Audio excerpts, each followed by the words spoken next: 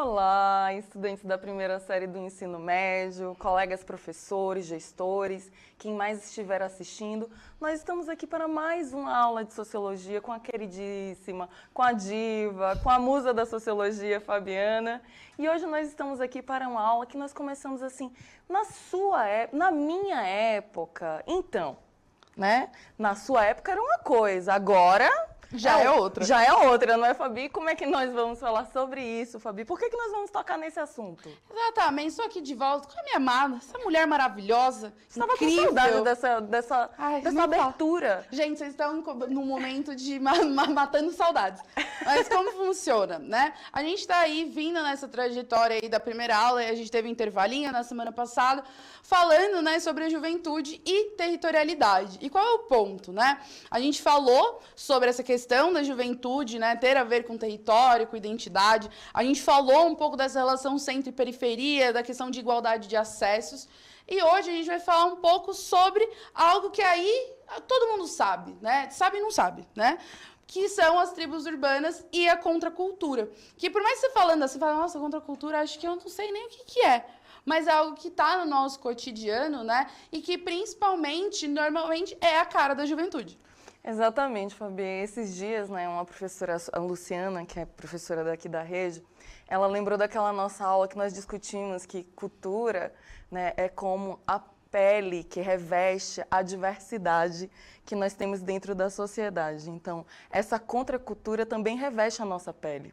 Né, reveste, dar identidade, constrói características, modos diferentes de ser e de ser identificado dentro da sociedade. Então, pensar a contracultura no contexto de uma territorialidade que nós discutimos, esse território, o lugar que nós estamos pisando, o bairro que nós moramos, a nossa casa, a nossa ancestralidade, as influências que nós temos no nosso bairro, na nossa cidade, no nosso país, tudo isso vai estar dentro da cultura. E essa cultura também tem uma contracultura.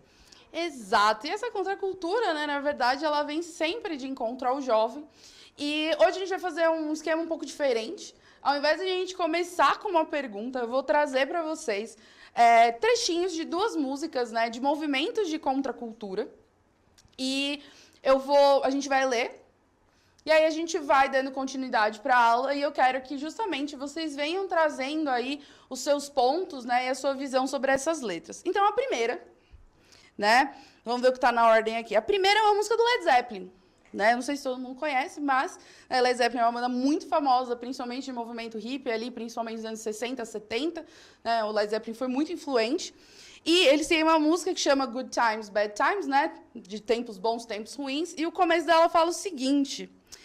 nos dias da minha juventude, disseram-me o que significava ser um homem. E agora que eu alcancei essa idade, eu tentei fazer essas coisas da melhor maneira possível, mas por mais que eu tente, eu sempre me encontro no mesmo caminho onde eu comecei. Sem saber como é ser esse que disseram que eu deveria ser. Me deram um modelo, eu tô tentando, mas assim, não tá encaixando.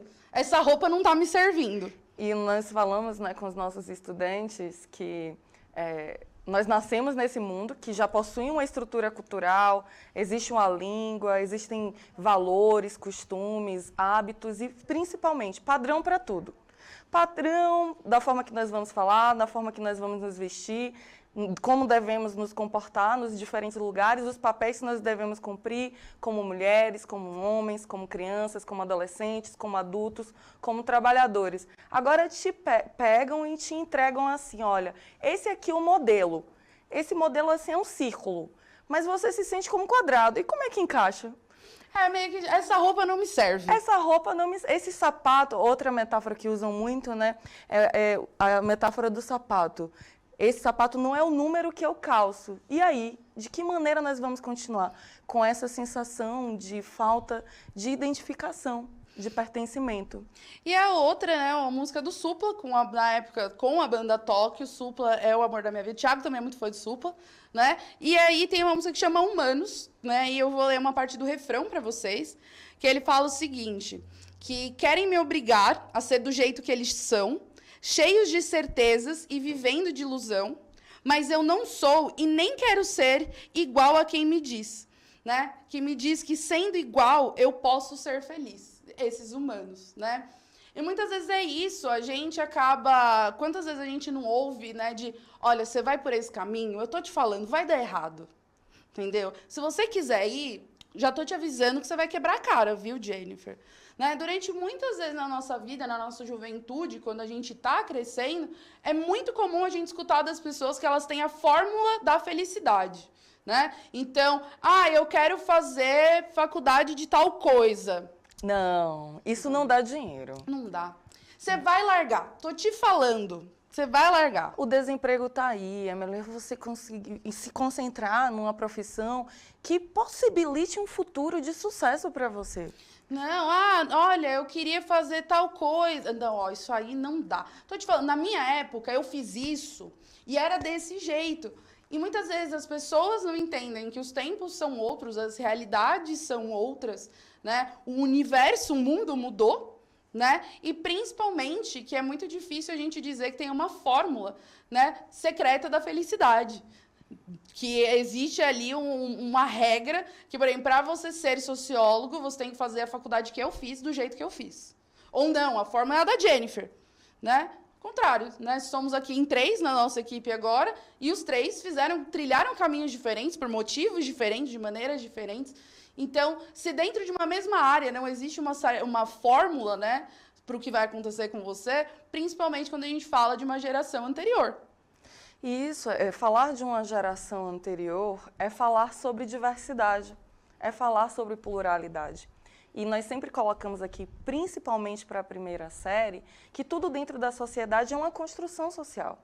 A sociedade, viver coletivamente, né, viver juntos entre diferentes grupos, com diferentes normas, tudo isso é artificial. O que isso quer dizer? Que as normas, que as músicas, que as roupas que nós temos hoje são invenções dessa época, resultado de uma herança de construções anteriores. Nós não inventamos, né, as regras sociais, os nossos comportamentos, os nossos costumes do zero. Nós temos uma tradição. A tradição é essa história, né, que é anterior à nossa vida e que nós aprendemos no processo de socialização. Entender que as regras sociais são construções humanas é fundamental para a gente aceitar a diversidade. Porque se isso que eu acredito, a música que eu gosto, a comida que eu como, a profissão que eu escolhi, tudo isso é construção social do tempo e da época e do lugar, do território onde eu estou, isso quer dizer que o outro também, assim como eu escolhi, e às vezes nem é uma escolha consciente, você é levado aí no modelo automático, por isso que a sociologia é importante para estranhar, para desnaturalizar, para construir escolhas conscientes. E essas escolhas conscientes passam pelo princípio que tudo é construção histórica. A contracultura é esse movimento que diz, olha, o padrão da cultura está aí. Né, está dizendo quais são o que é o clássico, o que é o tradicional, o que é o esperado. Mas toda contracultura, ela produz algo que pode ser novo, inovador e questiona coisas da cultura que podem ser, por exemplo, preconceitos, racismo, como nós temos alguns movimentos aí, não é, Fabi? Exato, né? E a nossa ideia, né, principalmente, a gente sabe, né, é uma habilidade do currículo paulista, mas, na verdade, quando a gente pensou também nessa aula, foi de talvez a gente trazer ali para um entendimento melhor essa questão dos conflitos de geração, né? Porque não tem um dono da verdade, né? A pessoa que viveu aquela geração, ela não está errada, ela tem uma vivência, ela tem uma história. Aquele é o conhecimento dela, né? O que não necessariamente, né, quer dizer que, eu sou jovem, então eu manjo do universo. Não, você tem o seu conhecimento. Então, hoje a gente vai justamente, né, falar um pouco sobre essa questão, não falando exatamente sobre as gerações, mas sobre essa relação, né, do jovem com o adulto. Vamos colocar assim, né? Então, para começar, né, o jovem vai dominar o mundo. E isso a gente já deixou muito claro que o jovem vai dominar o mundo, por quê? A cultura a gente já falou, né? A Jennifer até relembrou, né, o que é o conceito de cultura, mas a cultura ela é um espaço privilegiado, né, se a gente for pensar, que tem práticas, representações e rituais e que a gente, né, quando a gente é jovem, a gente tenta encontrar o nosso lugar. A gente vê aquela cultura que está posta, que está ali, né? E a gente procura nela onde a gente se encaixa, onde eu vou lá e eu estou vendo a minha identidade, né? Então, assim, longe dos olhares, né, dos nossos responsáveis, eu vou colocar, né, pais, educadores ou patrões, né, são aquelas pessoas que têm a figura do responsável, a gente tem uma referência deles, mas justamente a gente quer buscar uma cultura que faça sentido pra gente, né? Eu, quando vou buscar a minha identidade, eu vou buscar algo que faça sentido pra mim, né? Então, a cultura juvenil, ela é uma expressão, tá? De símbolos, de rituais, de representações e práticas ali que fazem sentido para o jovem, né? E isso vai aparecer de diversas maneiras, né? Visualmente, talvez seja a maneira com que a gente mais perceba, né? Quando a gente vê a questão da exibição dos corpos, que hoje é algo que é tratado com naturalidade, né? Você usar os gróbedes, os mini shorts, as mini saias, mini coisas, hoje é algo que é socialmente aceitável você estar na rua, você ir num parque com os eugoróbedes. Antes, você não podia sair com metade do seu corpo descoberto, senão era um escândalo, né? Então, a gente fala sobre a questão de roupa, tatuagem, piercing, acessórios, cabelos, toda essa questão visual, né, que vai marcar, muitas vezes, esses estilos, essas identidades ali, além de sinalizar um status que você busca.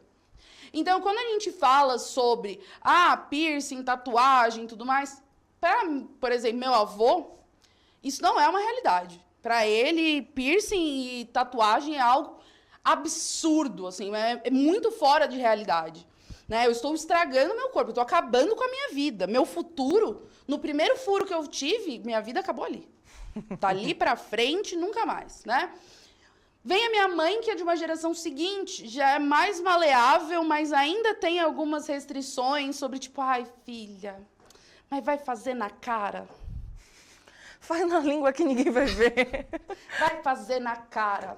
Vai fazer no braço que tá todo mundo... Filha, né? E aí, você vem pra minha geração, né? Vamos colocar que é uma antes da de vocês, em que isso pra gente já não é mais um tabu. Né? A gente não existe mais essa conversa de piercings e tatuagens serem algo discrepante da realidade, porque já é uma geração diferente. Então, quando muitas vezes a gente, né, aí vamos dizer, falando para os adultos, né, que é aquela questão, hoje você é jovem, uma hora você vai ser velho, como diria o Chaves, né? Um dia velho será. E aí o que acontece? Quando você for velho, vão surgir coisas que você já não estava acostumado. Né? E aí a fala do era no meu tempo vai se tornar sua. Então, esse processo que a gente tem, nossa, meu, que absurdo, piercing, tatuagem, essas roupas rasgadas. Meu, todo mundo achava os hippies bizarrésimos, com aquelas roupas de franja, né? Umas calças tudo esvoaçante, 4 metros de boca de calça. E as pessoas achavam esquisito. E se manteve, né? O punk, quando vai surgir lá em 1977, nossa, meu Deus do céu, como você sai assim na rua, coisa horrorosa, né? Os rappers, quando saíam, né, com a calça mais para baixo, aquelas correntes imensas, era assim, meu Deus, que absurdo. E que hoje, para nossa geração, é normalizado, né? Mas a gente também vai passar pelo processo onde uma juventude vai normalizar alguma coisa que a gente vai achar bizarro.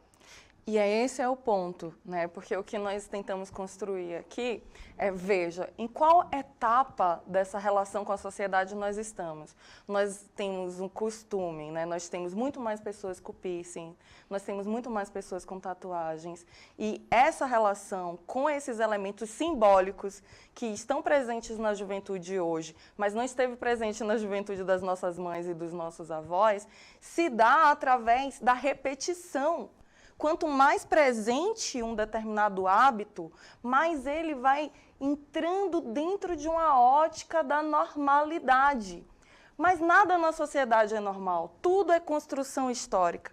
Então, situar culturalmente quais são os seus hábitos, contam aqui pra gente, enquanto eu e a Fabi nós conversamos, quais são esses hábitos que na sua época era assim um choque, né, os colegas professores, e que hoje ou então nossos estudantes, que é chocante. Hábitos da cultura mesmo, né, Fabi? Eu vou até usar o exemplo que foi muito oportuno.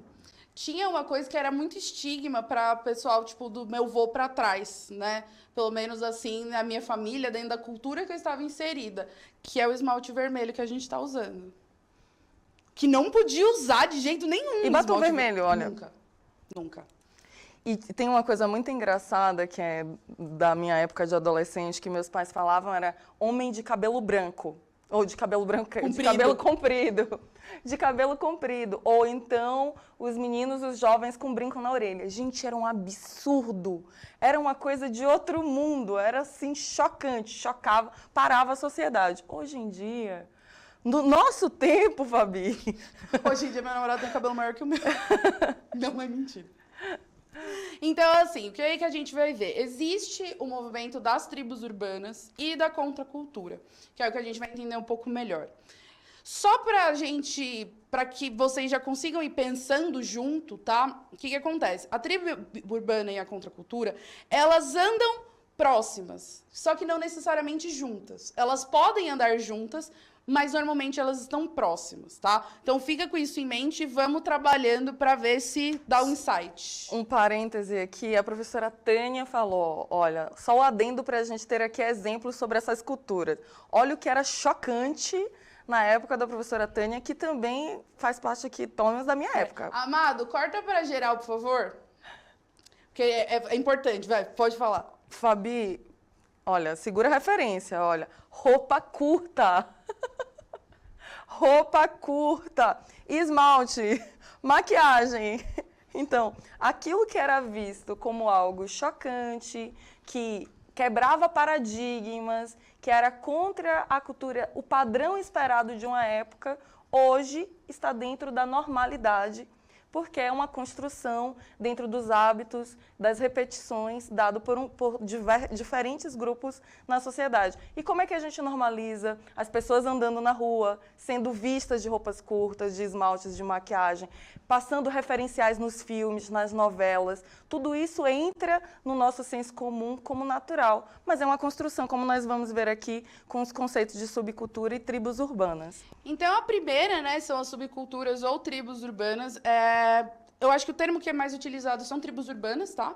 Então, a gente colocou aqui justamente para pegar a referência do caderno do aluno, mas eu acho que tribos urbanas é o termo mais comum, vamos colocar assim, tá? Então, essas tribos urbanas é um termo criado pelo sociólogo francês, né, Michel Maffesoli, e são construídas por grupos de pessoas cujos hábitos, valores, ideais, gostos, objetivos, crenças, entre outros, são convergentes e estão em oposição ao individualismo. Tá.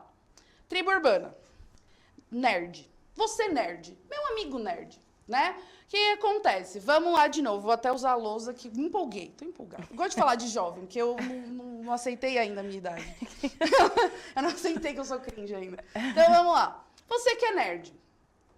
Normalmente, quando você está num grupo geek, os hábitos são parecidos. Então, quando eu jogava Magic regularmente, existiam os dias dos jogos, dos campeonatos, né, os horários ali. Ah, vai lançar a nova edição, vai ter corujão na nova edição. Ou quando você tem jogo, que você fica esperando para lançamento, faz parte de fóruns, enfim. Você tem os valores iguais, né? Então, esses valores podem ser, né, dos mais complexos aos mais simples, que é você ter ali, por exemplo,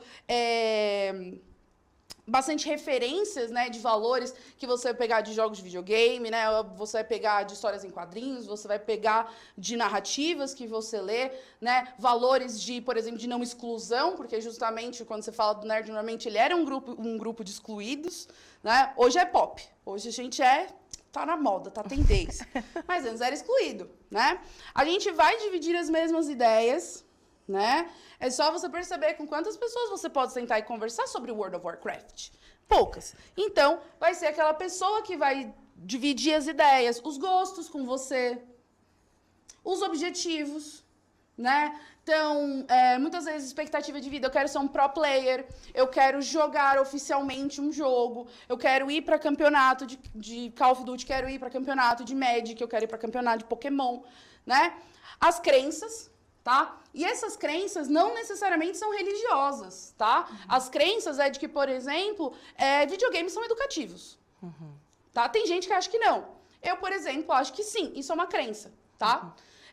Eu acreditar que, por exemplo, colocar histórias em quadrinho, como também livros, né, que podem ser de ajuda, que pode trazer um embasamento histórico, enfim, é uma crença. Eu acho que você pode educar usando histórias em quadrinhos e videogames. É uma crença, tá? Entre outros. Então, o que acontece? E tá em oposição ao individualismo, porque eu quero ser parecida com você. Eu quero usar a mesma brusinha. Eu quero comprar o mesmo Pilce. Eu quero usar a brusinha, o sapatinho igual. É isso. E esse ponto, né, Fabi, sobre as subculturas ou as tribos urbanas é extremamente interessante, porque você está colocando todos os elementos que são fundamentais para a gente entender o que é um grupo social. Então, nós não podemos esquecer, nós não vivemos sozinhos. Nunca nessa vida. Nós vivemos juntos em sociedade, só que nós não somos um grupo universal, um grupo homogêneo. Nós vivemos em subgrupos, em tribos, em subculturas, em vários grupos que possuem características e culturas diferentes.